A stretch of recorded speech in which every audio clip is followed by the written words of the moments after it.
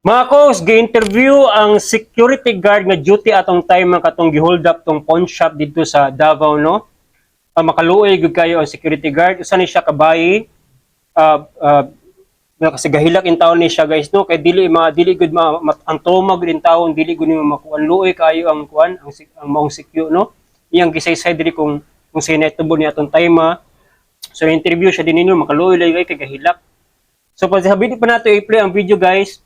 Please follow sa akong Facebook page, Kugman Reaction Vlog, sa atong TikTok account, Kugman Reaction Vlog, ug sa atong YouTube account, Kugman Reaction Vlog. So, di na nato dugay na ato na i-play ang video. Play video.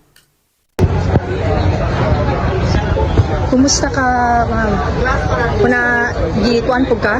Wala ma'am ko, badiran ma'am pud ko ang kauban. Oh. Pero kaning kauban nimo si Kenneth ang nakuan jud. Opo, maupod ko kay mo man sintak siya. Niya ako nagkuan naman ko sa iya, ha mo kay pagkakon ako. Di ba na may guardian eh?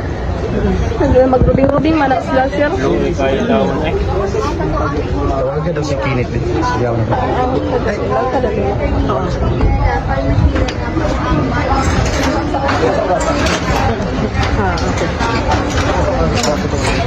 So niabot na po diri no si Attorney Archie Alba of NBI.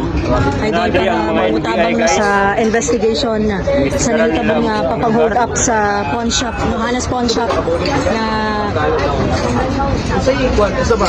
Lumang suso ba?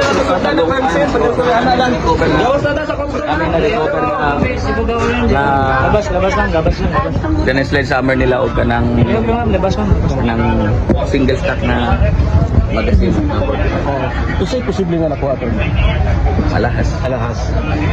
so di pala makaka-idol na kung pila tanan ang nakuha pero gold pa lang gid na Mo sa actually mo kay among concern sa tinuod lang ni lalo siya ko palit ng taong tubig. Naman ang mga balik sa idol ang mga kaning mga empleyado na yung mga samad manggod tapos